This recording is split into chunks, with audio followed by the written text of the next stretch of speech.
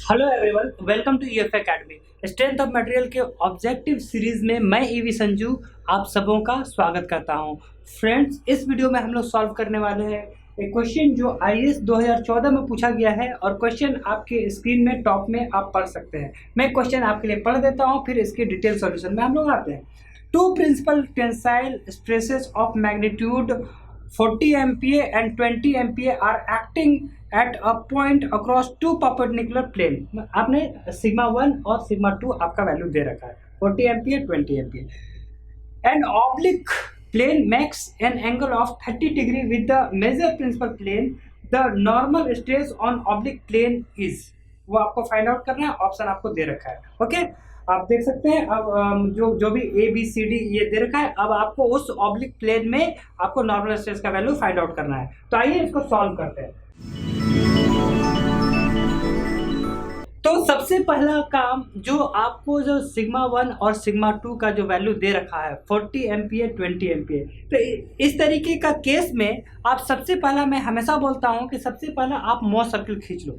Most circle खींच देते हो तो आपको वो एक पर्टिकुलर वो रेफरेंस मिल जाता है, वो पॉइंट मिल जाता है, वो प्लेन मिल जाता है।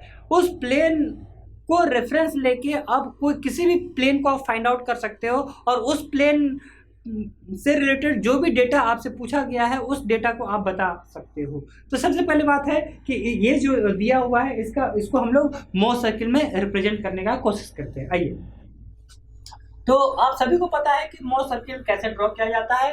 जो वर्टिकल एक्सिस, टाउ एक्सिस, जो हॉरिजॉन्टल, जो अलोंग दी एक्स एक्सिस जो बना रहे हैं उसमें नॉर्मल स्ट्रेस सिग्मा को हम लोग रिप्रेजेंट करेंगे। ओके, ठीक है भाई, ये रहा centre of this coordinate system.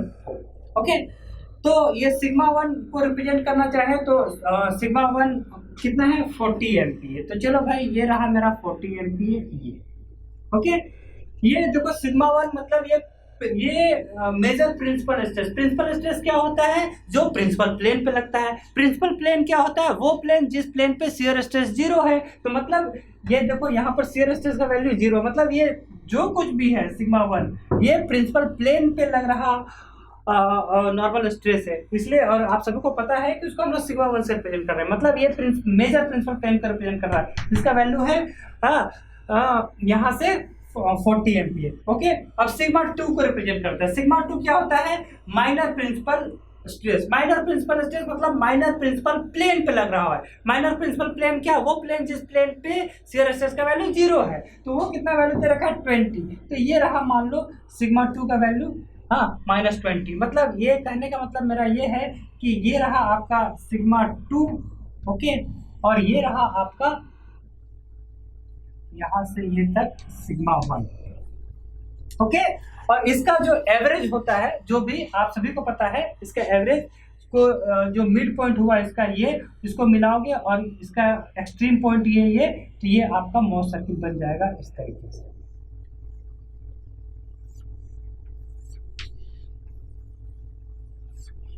ठीक है जी, तो ये रहा आपका मोस्ट सर्किल।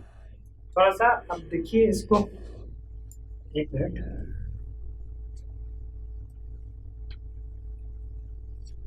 तो ये रहा आपका मोस्ट सर्किल, ठीक है।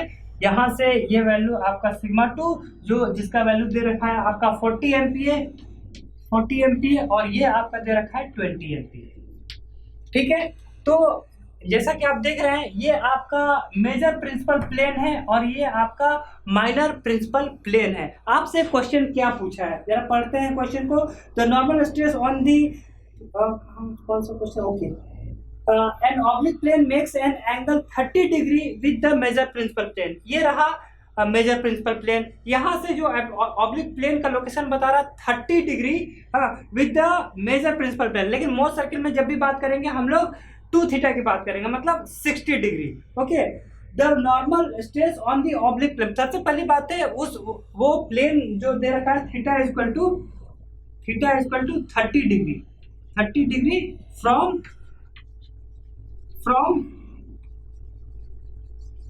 Major principal plane.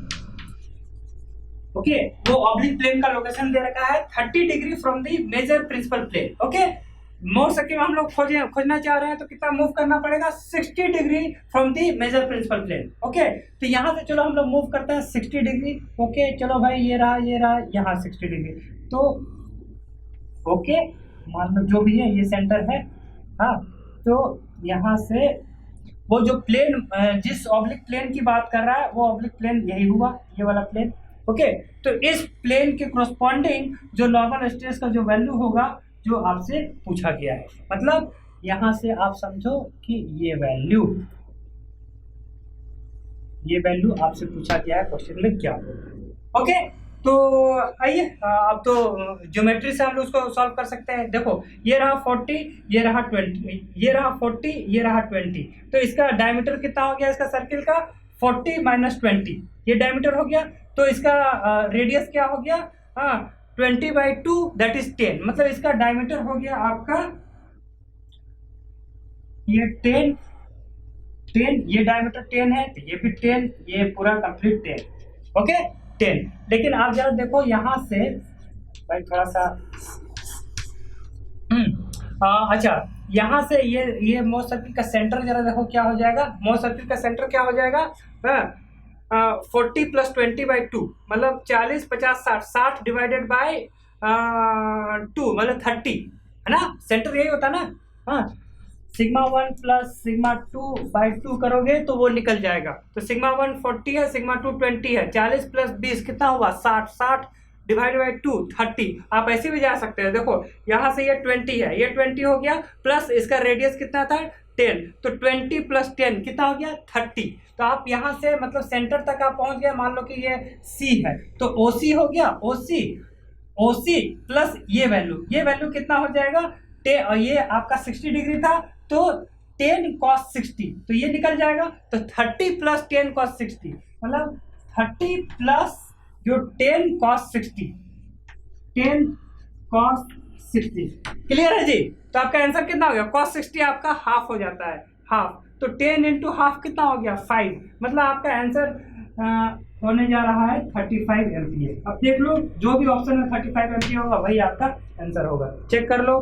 तो आप देखो कि आपका ऑप्शन नंबर C है 35 एम्पियर, वही आपका ऑप्शन हुआ 35 एम्पियर आंसर होगा।